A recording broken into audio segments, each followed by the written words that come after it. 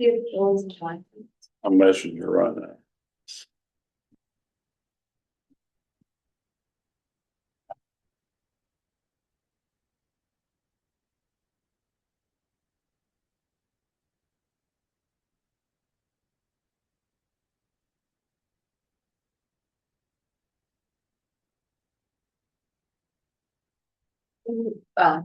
Brian steps to a panel so we can speak at your level.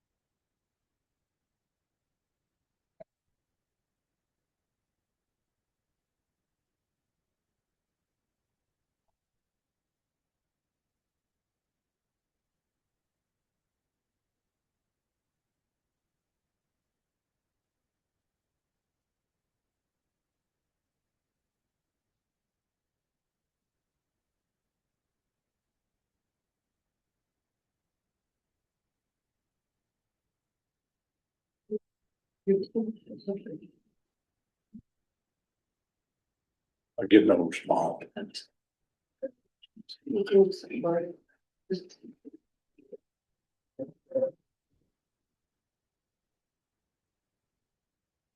Well, let's, it's 5 minutes after 10 o'clock.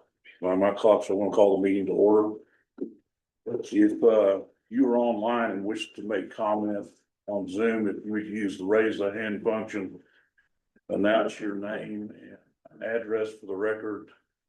And you need to be visible in order to communicate online. Thank you. Item 2, motion of approving the minutes of October 6, 2025 meeting of the Midland Development Corporation. Is there any public comment? Any discussion from the board? I'll call for a motion for approval. I'll make motion. Second. We have a motion to second. All in favor, say aye. Aye. Opposed? Motion passes. At this time, we'll have a presentation of Water Song Wild Space on the Water Song Nature Commons. Wes Ferris, Executive Director, and Elaine Magruder with the project here. Thank you all for coming and we appreciate it. Thank you, Darcy. I appreciate it. Thank you. I'm Elaine Magruder. I'm the board president of Water Song Wild Space. We have gone through some rebranding. We were the I-20 Wildlife Reserve and Jenna Welch Nature Study Center, and that's a mouthful. So I'd like to tell you a little bit about the early process, and then Wes will weigh in on where we are today. We began putting together a master plan. Paul Davis and I funded that master plan years ago, and we have completed the first 2 phases of that. The master plan is a 3-phase master plan, and the 3rd phase is our building. We had a committee that came together, and through quite a lengthy process, we chose Lake Plato as our architects from San Antonio, Texas. We worked very closely with them and held an integrated design charrette where we invited educators, maintenance people, plumbers, electricians, all kinds of people from around Midland to participate in that process. The outcome of that was our schematic designs. We have brought the schematic design today, and we'll leave it here at the chamber for you all to look at on your own, and we will pick it up at a later time. I wanted to say my family was one of the early 5,000 to Midland. My great granddad came here in 1883, and many of the early families really helped support the infrastructure of Midland. They built hospitals, later on, at first they had just clinics. They built churches and schools. They donated land for, Calvin Junior High School and Midland High School. They donated land for where our courthouse is. And so for many, many years, the legacy families were able to help continue to support the quality of life in Midland. But that's no longer possible for just a handful of families to do. And so now we reach out into our community and Midland Development Corporation to help us continue with this story of making a better place for families, for, certainly education. Water Song is all about education. We have a very rigorous education program there. And so if you all have any questions about the early days, where we're located is in between South Midland Drive and Warehouse Road, and sandwiched between Industrial and the North Service Road of I-20. It is a playa lake, and we have one of the greatest things that community can do is local conservation. So we have worked very hard on local conservation and our education programs out there. And I'll turn it over to Wes. Thank you. Yeah, I'm Wes Ferris. I'm the executive director for Water Song Wild Space. As Elaine alluded to, we have spent the past years growing the organization, strengthening our programs, our education program, our conservation efforts, our wellness programs, even our research programs. The board of directors for quarter of last year, Elaine, Tina Jouse, Debbie Moore, Garrett Melchori, Clay Arrington, Houston Scarborough, and Davis Ford approved to go ahead and move forward with phase 3 of our master plan, which is the development of the Water Song Commons. It will be approximately about a 25,000 square foot facility. It will have a 3-phase part. One will have our education wing that will be a home for our K-12 programs. Although the majority of our education programs are to be conducted outside, roughly a little bit over 80%, it does give us the opportunity to have indoor classroom programming, which we currently don't have in the summer or in the winter timeframes. It is also going to be the plan of a future accredited preschool. We have met with, over the past 2 years, we have met with the San Antonio Zoo School, learning a little bit about their structure, how they got started. They have ages 3 to 5 that come during the week. It is an education-based school. We feel that that is a great need here in the community. So that is the plan for the future home of the education. It'll also have a spot for our Playa Wetlands Research Institute program, designed around research. As Elaine was saying, the playa, we sit on top of the Ogallala Aquifer, the largest aquifer in the United States that runs from us all the way up through the Midwest. There is an amazing amount of playa research that is scattered across the Ogallala. We would like to be the sole repository for that research once the commons is built, to keep the facility a spot for higher education research. It will have an event center, interchangeable, roughly to house approximately about 200 people. We get calls every day. Can we have weddings out there? Can we have birthdays out there? Unfortunately, no is the answer, because we can't ensure the protection of the habitat with things, but the event center certainly gives us the ability. It gives Midland the opportunity to have another place for the community to go. Visiting with Midland, again, it's another spot for them to be able to use to recruit outside visitors to come in and hold summits or conferences. And then we'll have our community science wing, which the community can come in and enjoy, whether you're a photographer or a birder, community science action. It gives the community the ability to really come in and focus on science education. So with that, we have partnered with, this past January, we partnered with Ray Perryman and Perryman's Group to have them do an economic impact study on the future of the commons. Through his report, which is included in the board's handouts, Ray's team projected not only the economic impact during the construction phase and the gross domestic product that it can bring in from a dollar and cent standpoint, potential jobs, but also the future economic impact that the commons can have through the operations of the commons and through future tourism. It is a much needed facility that the community needs. We've looked to the growth of our community, not only through Ray's study, but with that, we feel that its education portion, its community science, the event center is an asset that Midland can utilize going forward. We hear all the time as the growth continues about retention, as we continue to import people from the outside to help with growth. We feel that this Nature Commons provides a solution to help with the community.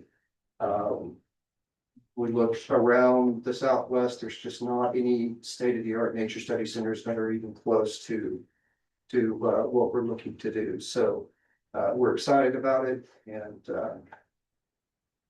we look forward to building it and being an asset for the community.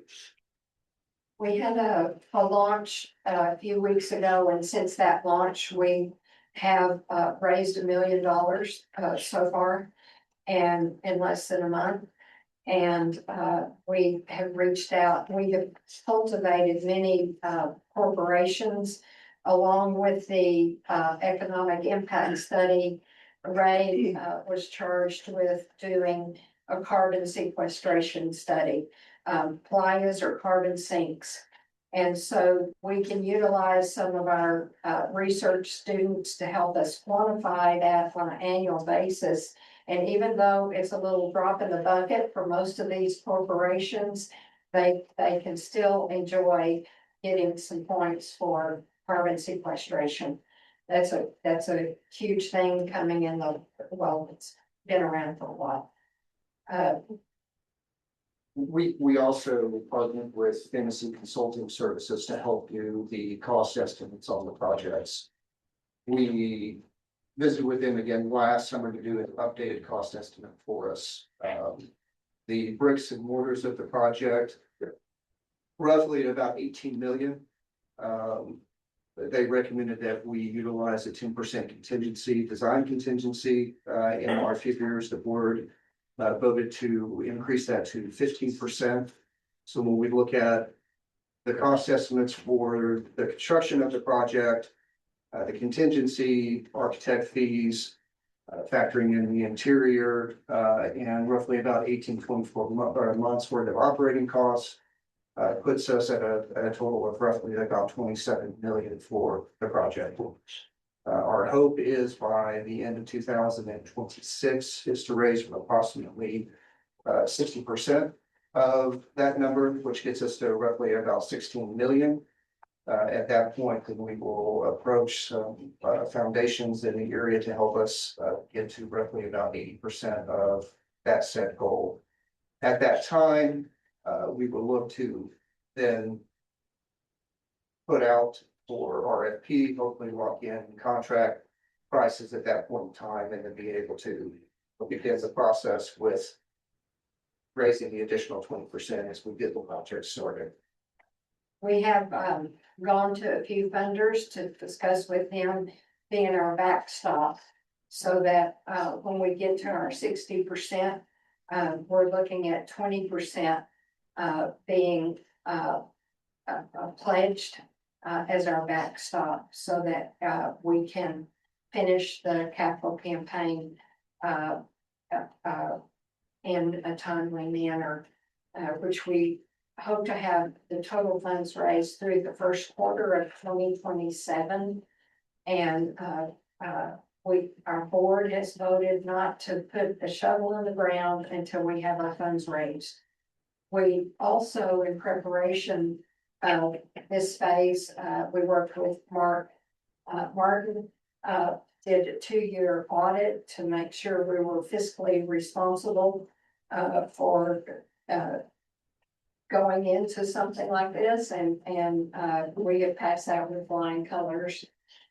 We've done a few other things, to help us along the way. Jeff Cohen is from Seattle. He's been in Midland many times and done strategic planning. And we have done 2 or 3 strategic planning sessions with Jeff. And he has helped us guide this process. Are there any questions? After construction is complete, how many jobs, 'cause you mentioned like preschool, is the preschool, would it open day one after construction, or is that like a longer term play, or? It would not open day one. It would be, it would certainly be after. It would be based on when the school year is. We already have a very rigorous early childhood development program that's all outdoors. It's all aligned with TEA. We have, our teachers are certified, not certified teachers, but they are degreed early childhood development teachers. And we feel like following the model of the zoo school is, they're really one of the places in the country that people look to for that model. It combines indoor and outdoor education. Okay. So day one, how many? Do you plan on having additional jobs created, or will this be just additional space for existing? No, additional jobs would absolutely would be necessary. I mean, currently, right now, the organization, we are a staff of 4. We'll get the future of the facility and everything that it will bring. The need to increase staff capacity is there. Is somewhat factored in those 18 to 24 months worth of operating costs and figures. So, you know, currently, for those that may not have been there, the public just is free to go in and out of the area to come and visit. All visitors now will have to go through the facility.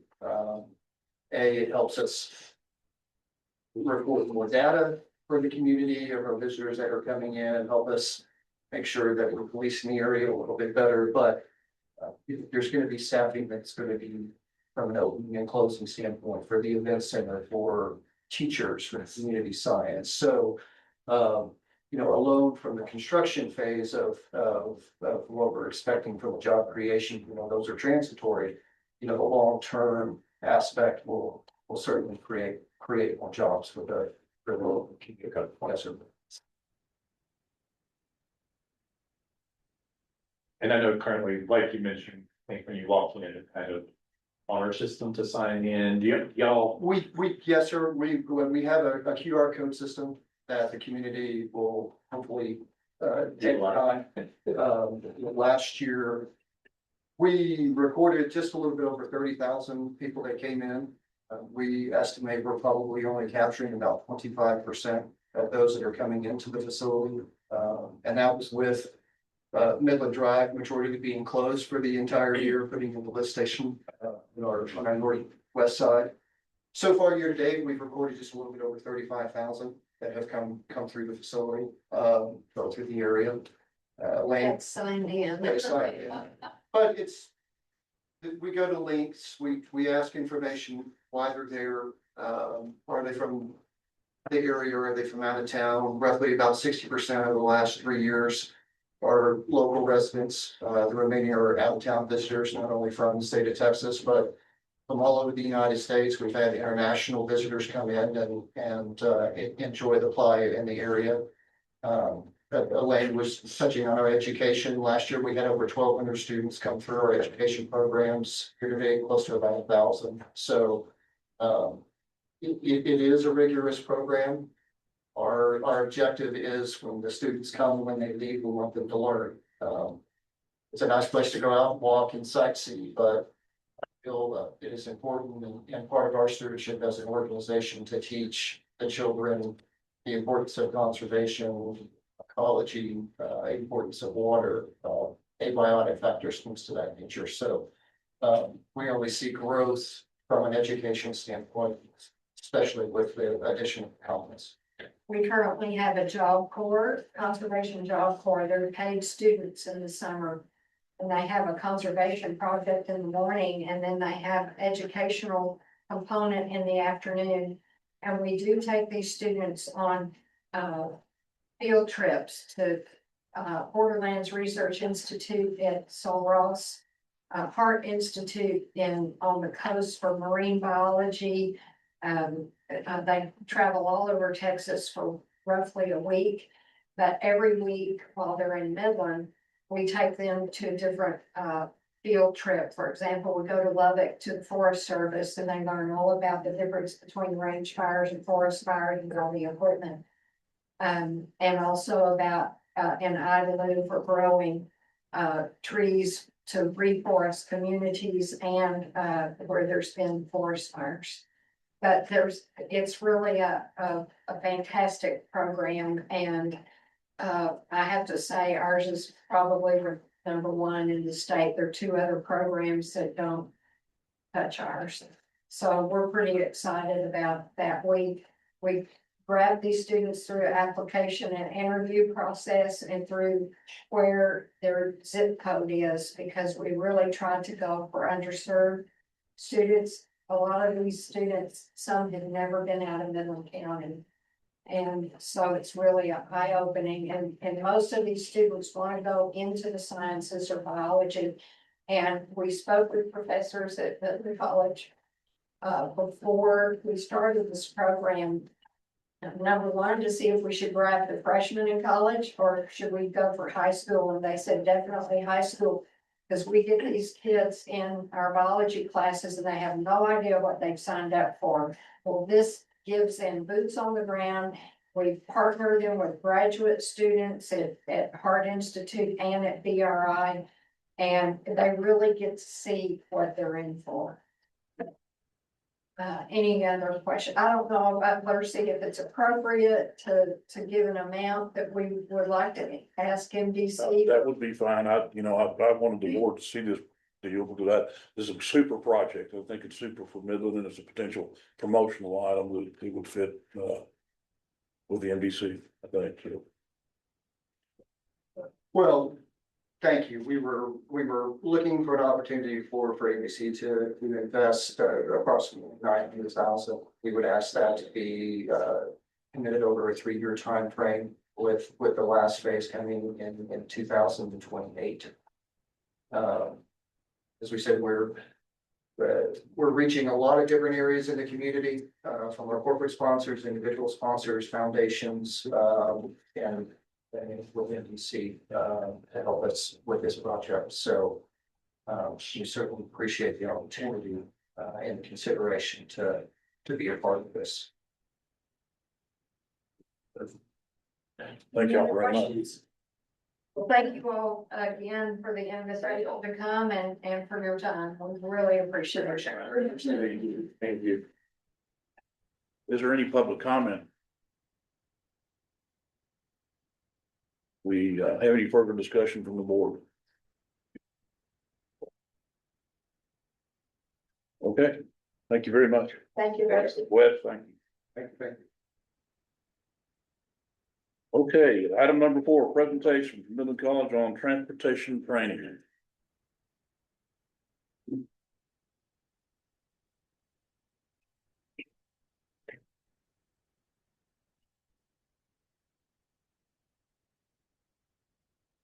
Chairman, Board of Directors, everyone here today, thank you for inviting us this morning. I'm here with Director of Transportation, Eric Waters. My name is Purvis Evans, Dean of Continuing Education at Midland College. We're also here with our executive administrative team as well. And we're here to, give an update on the transportation training program, the agreement that we've made with MDC. So we want to provide an update to talk about the economic impact, also to provide some some information about the progress of our target goals, a couple of challenges that we face, and also to make a request. So thank you once again for investing in Midland College. We know that the economic impact of transportation training is huge.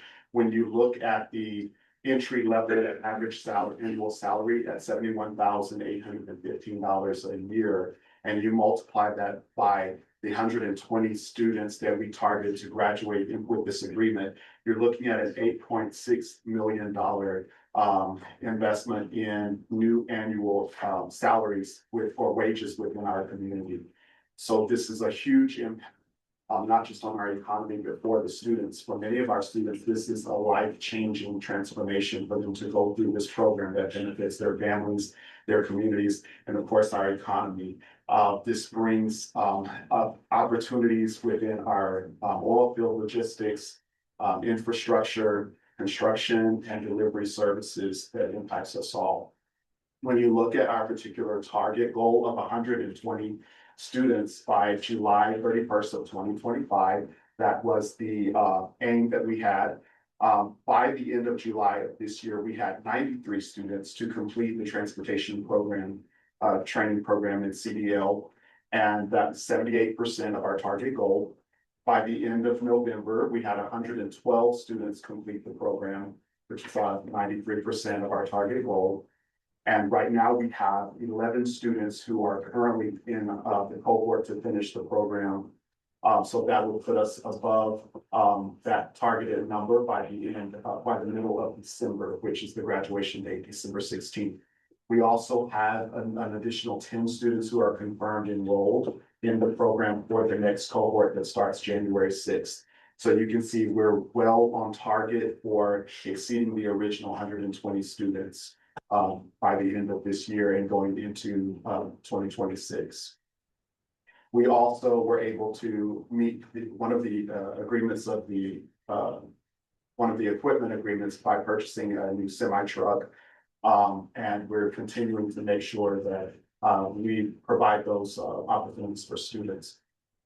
So one of the things that we're asking for today is that you would consider an amendment of the economic development agreement that includes an extension of that target date to meet those 120 students. You can see we're on target to exceed that and surpass it. The rationale behind this is that during the time period of the agreement, we did have some unexpected disruptions in staffing. We had an instructor resign, and we had another instructor to assume FMLA. So during this brief period, this did impact us with some impact our instructional capacity during that time.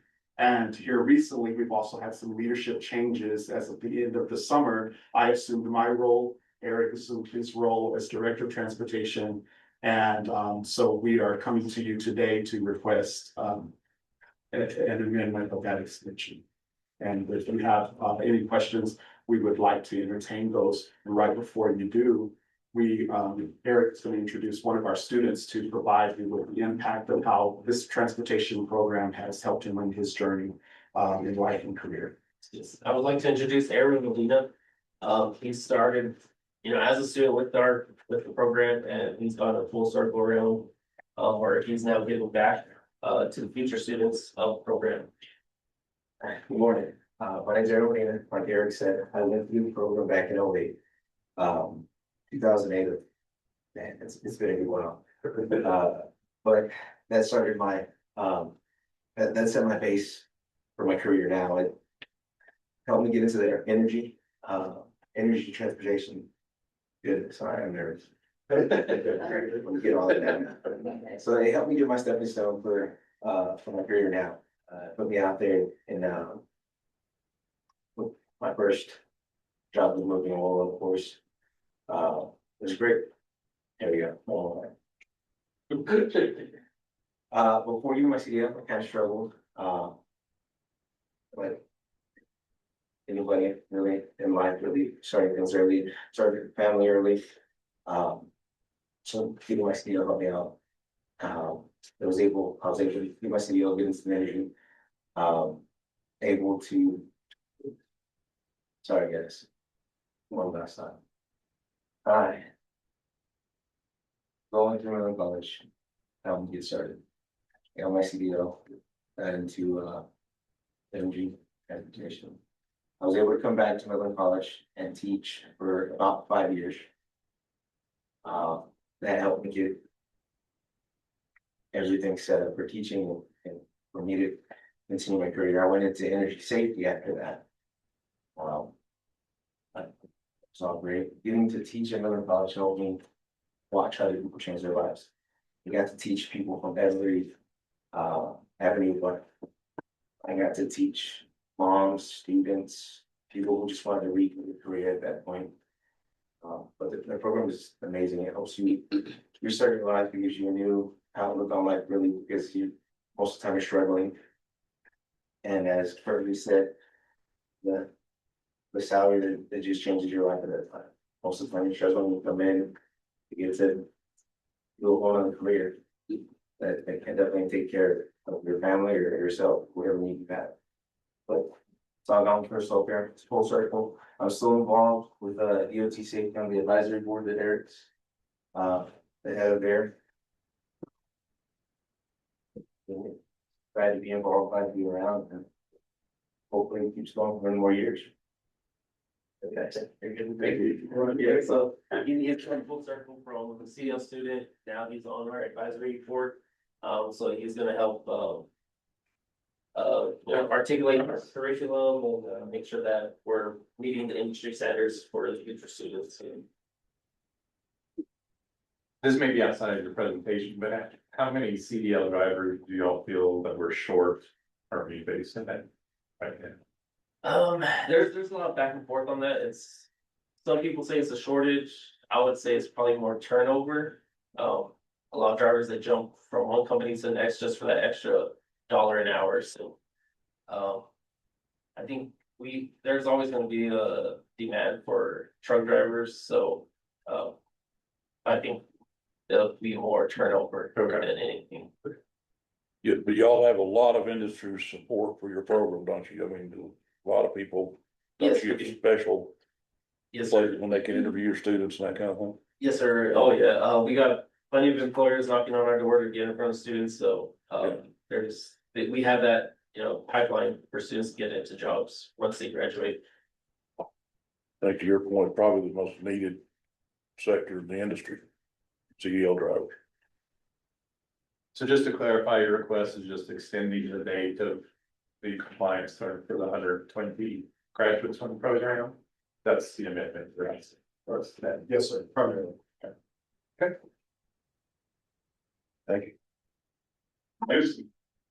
You gonna ask the board? What's that now? I was gonna see if you're gonna ask for the board's comments or. Yes, Okay. yeah, go ahead. Please. Well, I am super excited about this program. I live in the south side of Midland. I support and work with children from Bunch Elementary over there. And when I talk to mainly the boys, they say they're gonna work in the oil field, they're gonna be a welder, they're gonna be a truck driver. Those three come up all the time. And so whatever we can do to create inroads to this career, this opportunity that, like I said, changes the lives of people with the type of money they make, to support that and to keep that, alive and well. And I don't know, even in the future, what we might be able to do to support in greater ways. I'd definitely be interested, just hearing more. Sure. No, that'll be perfect. I know, we actually, take our trucks to the pre-K academy there at the college and we do a little touch to the truck day. And so that might be something that. Yeah, elementary schools love those kids, they love big trucks. Yeah. Thank you for that. Is there any public comment? Any further discussion from the board? Any more questions? Well, Thank there is a question. Is there, you had asked about this, the only request y'all have is for the date, time, you said that and others, I don't know if there's something else in the pipeline and those plans, visions that y'all are looking to do. There he is, and we'd be glad to entertain another opportunity to speak with you if you're open to that about this. Yes, sir. Okay.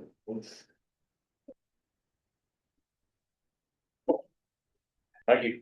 Appreciate it very much. Thank you, Gary.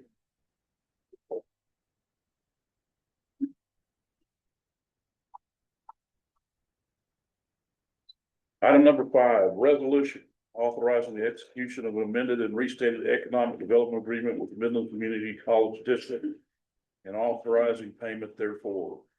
Amends and restates Midland Development Corporation's agreement with Midland College to expand the transportation training program. Provides additional time for Midland College to meet the training and certification requirements. Is there any public comment? Any discussion from the board? This resolution. I'll call for a motion for approval. I'll make a motion. Second. We have a motion and a second. All in favor, say aye. Aye. All opposed? Motion, resolution carries. Item 6, resolution authorizing the execution of a promotion agreement with Higher Orbits Inc. to advertise and publicize the city of Midland for the purposes of developing new and expanded business enterprise. Provides for 3 additional STEM aerospace educational events guided by astronauts. These events are open to all MISD students in grades 7 through 12. The NBC will provide $60,000 and the balance comes from the Midland Educational Foundation. MDC's partnership with Higher Orbits has been ongoing since 2021. Is there any public comment? Any discussion from the board? Well, this discussion of, this said since 2021, this partnership's been happening. What's been some of the, I guess, outcome of that? How has gone over with like participation? How many, any kind of numbers that we have on success rate of program? It is more based on participation as opposed to success because there's not a certification upon completion. However, there have been 3 students from Midland that have been selected to go to the International Space School in Australia. Those are generally selected through a panel based on applicants. So there have been 3 students from Midland who have gone on to that. As well as multiple teams that have now seen their experiments launched to the International Space Station, where the students can observe their experiment remotely. This program sees good support from MISD, both the Education Foundation, as well as the CTE staff that I've spoken to. They see it as a really good tool to guide students into having interest in STEM programs and integrating more STEM education opportunities to the broader student body at MISD. It's more of an enrichment program than anything that ends with a certification or something of that nature.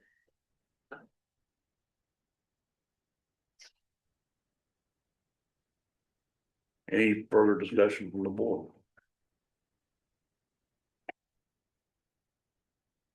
Then I'll call for a motion for approval of the resolution. I'll make a motion to approve.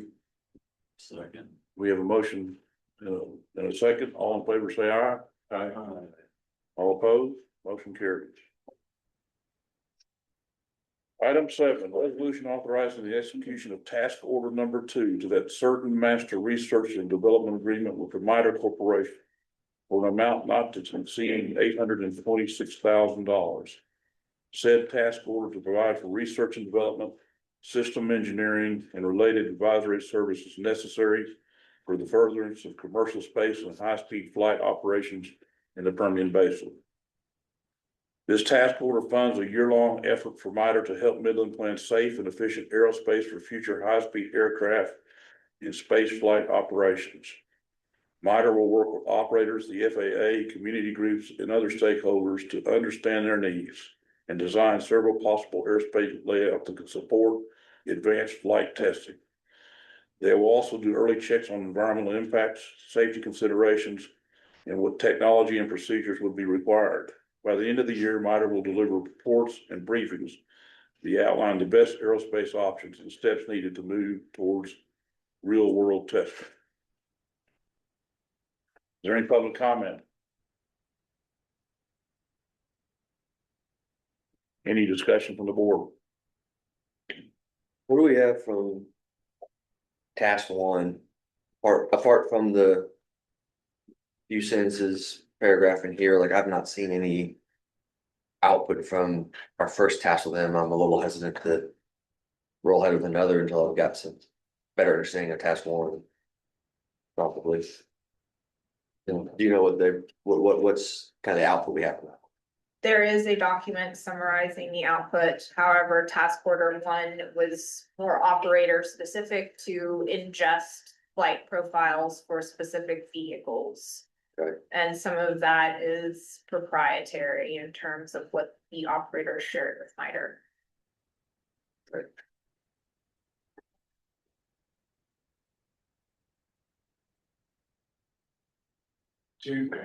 Do we know, cause I know in their documents on page 42.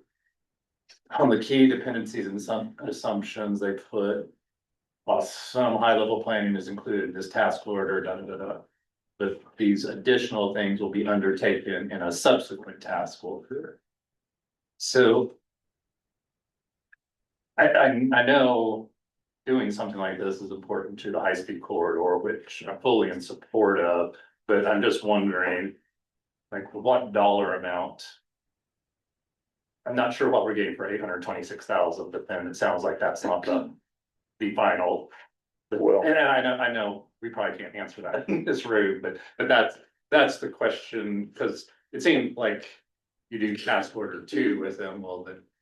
You're going to have to do task order 3 with them, because if you start over somebody else, then. You're back to the drawing board and. Well, hopefully we wouldn't have to start over somebody else. I mean, I would hope that we would get FAA approval of one of the corridors during that task order 2.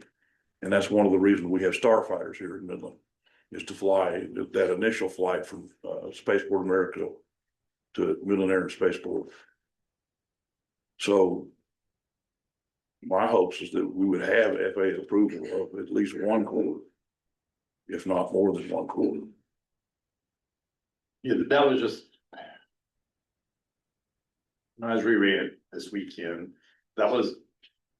that stuck out to me as like, okay, this is task order 2, but now we may have another task order after that. Brad's conclusion is correct. For any sort of actual flight test, that would involve additional work. Whether done by MITRE or done by the operators themselves, which could also be a possibility that the operator could conduct that flight testing and undergo that. You mean the operator by being who? Do you mean? The company operating a vehicle that would utilize the corridors. Like Starfighter? Yes, Well, I really thought that, they had got the flight simulator, the 104. I thought we'd put the 104 in the corridor, be part of this task too. I don't see that in the docs here. I have heard that discussed as we've talked about this, but this is 2 PowerPoints and 2 Microsoft Word docs. And if that's all that's in this, I at least want to see those things from 1 before I sign off on more of the same for 2, probably, just to make sure that what we're getting into are all the things that we think we need. Because it's very easy in these things with task orders and stuff to, speaking from experience, having executed a lot of these, you cannot have the things that are being discussed actually in ink in the doc itself, and then you get to the end of it and realize you've got to go into another something, and we definitely don't want to be in that spot. So, I mean, would it be appropriate just to table it and have? I think we need to get speaker? I agree, we need to get clarification with MITRE, because, we've been in discussions about putting the 104 immediately in that corridor. We've even talked to Spaceport America about it. And maybe there is, maybe in their mind, there is a way where they could see that happening in task two. Yeah. We just need it, I just think it needs to be memorialized in what they're recommending or approving better than I see it I right. would agree with you. Yeah, because number 7 makes it sound like the vehicle has to, like, they're not defining what the vehicle specifically is, and that detailed execution has to be done at some other day. Well, they have constructed a simulator of the 104. Again, just, Just they're again, not but- staying it here. Yeah. right? Number 7 Yeah, Yeah. states that that's not part of this, Yeah. and I can tell. yeah. Okay. So I think, yeah. Table it to see if we can get some additional info from Miter maybe, both in the outputs from task one and. Hey, we are aware of you guys having done other things that we don't see reflected in here. Can you give us some color on why that is? The other question would be if the task one. If the operators didn't share certain data with MITRE to get during the course of task one, are they gonna do it this time around? Do we get the data? Monitor can't force the No, operator. no, I know that, but I mean, I don't know until we just keep to specific vehicles that where the operators actually work with MITRE to do the details versus these generalized ones, which may or may not be as helpful as we think they are. I believe it also depends on the vehicle. For example, if you're talking about a aircraft that's already licensed and ready to fly, I don't Right. believe that there is much additional work that has to happen. I think it's good to go. Versus an uncertified vehicle. Correct. Yeah. They're working on Yeah. certification. Well, yeah, everybody's okay with that. Just make a motion to table it, do another meeting. Second. Okay, we have a motion, a second to table to future meeting, hopefully January. All in favor, say aye. Aye. All opposed? Table that motion.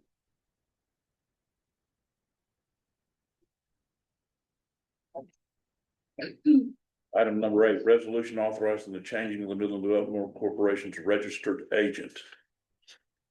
The MDC bylaws require a registered agent to be listed with the Texas Secretary of State. The registered agent has been the city attorney. The resolution authorizes changing MDC's agent from previous city attorney John Openmiller to current city attorney Nicholas Trello Crump. Do we have any public comment? Any discussion from the board? I'll call for a motion to approve the resolution. I would just stay on the resolution because it doesn't have Nicholas's full name in section 1, so. Oh, it doesn't? Just have too late. Yeah, that's. Okay. You're good with that. Then. I would make a motion to approve. Second. We have a motion and second. All in favor, say aye. Aye. All opposed? Motion carried. Resolution establishing the dates of the regular meetings of the Midland Development Corporation Board of Directors to be held during the period of February 26th to January 2027. Since 2016, the MDC board has met at 10 a.m. on the first Monday of each month. This date is moved back 1 week if there is a holiday. A list of dates to be approved is included in your packet. Any public comment? Any discussion from the board? Then I'll call for a motion to approve the resolution. I'll make a motion. Second. We have a motion and a second. All in favor, say aye. Aye. All opposed? Motion carries. Item 10, presentation of the October 2025 Economic Development Activity Report from the Midland Development Corporation Executive Director. Good morning, board. Leading off with activity report, the first week of November, I had the opportunity to speak on a panel on regional aerospace development at the first Space Tech El Paso event. That was held in El Paso on November 4th and had attendees from across the region. It was a very good networking event. the organizers have indicated potential interest in holding a follow-up event in 2026 in Midland. So I'm working with them to look at the potential scope of that. There's a lot of benefit to be had from regionality and cooperation with all of the activity happening between Midland and El Paso, as well as things in the Panhandle and farther east toward Abilene. So I think it presents a lot of opportunity to bringing those stakeholders together, as well as prospect companies that are interested in the potential of operating in West Texas. On the financials for October, this is the first month of the new fiscal year. Sales tax was received in these months. This reflects sales made in the previous fiscal year, so city finance will make reconciling entries, putting these back in fiscal year 2025. Sales tax receipts for October should be released next Wednesday. On the financial statements, there's not a lot of disbursements that have been made so far. There is one large pending disbursement to Texas Tech Health Sciences Center that will be made this month. The final $1 million payment for the child and adolescent psychiatry program. But that will be in a future set of financial statements that has not yet been dispersed. If anyone has any questions about the financial statements, Jeff, forward on that. So.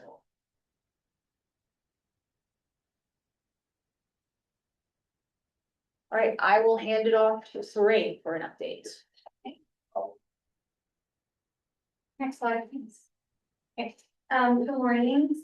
So MDC hosted its 8th annual HSAT, so high speed aerospace transportation. Sorry. So we had approximately 80 attendees throughout the event. It started on Wednesday, registered, attended workshops, Thursday workshops, Friday half day. And these attendees were prospects. They engaged in conversations of supersonic, orbital, financing strategies for their companies. MDC did a presentation and the airport as well to showcase the capacity of their spaceport. UTPB also did a presentation of the engineering program and their rocket club. And there were optional tours for the attendees to participate with TPB and their rocket club. Overall, it was a really great event. Attendees and speakers said it was great. So that is the overview of HSAT. Have any questions? Thank you to the board members who came. We appreciate you sharing time with us there. Next slide. This is a list of potential trade shows that MDC could attend. The benefit of these trade shows will be networking, learning more about the industry, but the main focus is direct recruitment of these industries coming to Midland. So the majority of these trade shows are aerospace and defense, and some aviation and manufacturing technology. Again, I want to emphasize that we haven't decided to attend all of these. We're going to select the most, the greater ROI. So factoring travel and what makes sense of what we want to recruit here to Midland. So if any of the board members are interested in attending any of these trade shows, please let us know. We can know about that. So. You know, I attended a couple of trade shows here the past year, well, 3, 4. And Midland is really, really recognized, but in the industry at these trade shows, and they're excited to see somebody represented there. I would encourage people to go if they can go, at least to have somebody in attendance from Midland. I really would encourage the city council to maybe go if they could go. I think that would be very, very important to show that the city council gives support to what we're doing at the aerospace. Yeah, and I think we talked about that to kind of get more involved in if we have the dates ahead of time. So I took a picture, just kind of start looking at our calendars. We can absolutely do that. If you could email those dates to all the board members and the council members, that'd be great, Ray. So everybody can be thinking about it.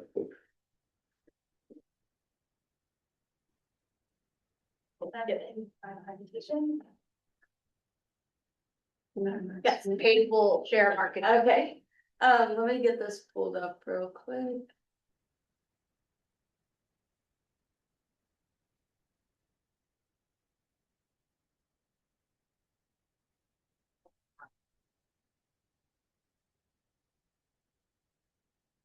So if you don't know me, I'm Paige McCartney. I joined MDC in August as the marketing coordinator. So this is just the marketing report from January to November. So this is just an overall brief marketing report. So as for social media, we have a collective 16,679 followers across all platforms.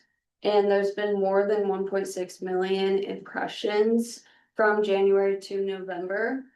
So as for follower growth, Facebook is the most and it's growing 23%, Instagram 23%, LinkedIn 18%, and TikTok 11%. So on Facebook, we have about 7,000 followers. And the posts with most interactions were Reels and TikToks and videos. People like to watch videos nowadays and they get people's attention. And then the largest age segment falls within 25 to 44 across the platforms. This makes sense for Midland as a community, with our median age. And as for content, our top posts reached 68,000 to 91,000 impressions, and that's comments, likes, shares. And they just had interest in Midland's economic progress. And Reels reached up to 73,000 viewers. And the best performing themes were economic growth, infrastructure improvements, retail expansion, and positive ratings. And so some of these are just from what I have posted since August, and they're the ones that have gotten the most impressions. So I went to Costco, took videos of it, and this got 8,000, almost 12,000 views.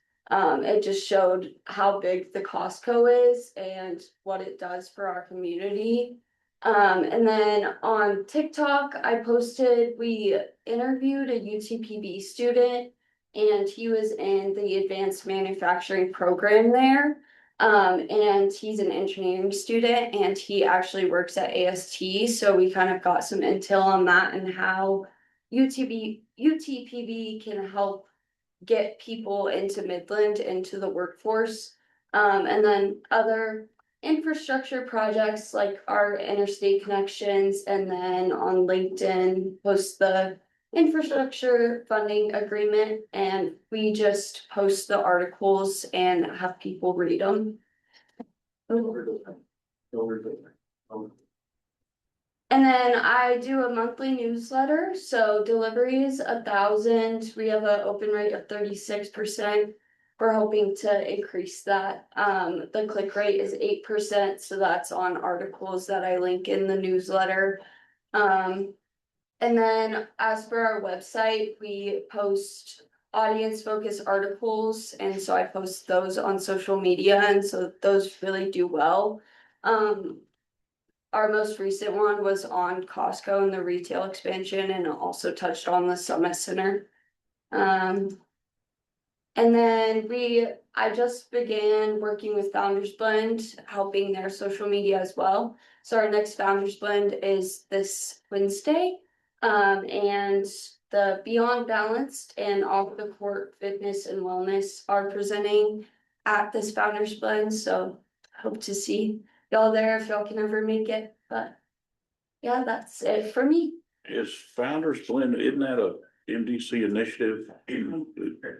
Did somebody take over the handling of that, or we still handling? MDC started as a partnership with Second Story Co-working, bringing in partnerships, Midland Chamber, Midland College, UTPB, BAM Entrepreneurial Center. All of the partners are still involved. Everyone still works to put the events on across Midland. Attendance is still strong. It's all 100% volunteer based, and MDC still helps and participates. But I mean, scheduling the meetings and the speakers and all that, we used to do that.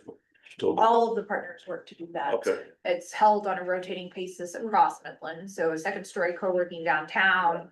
Cogville, South Midland, Midland campus, Midland College campus, UTBB campus, it's held all across Midland yeah, it's great, man. and very successful. Doing real well. Thank you, Paige. Thank you. Thank you.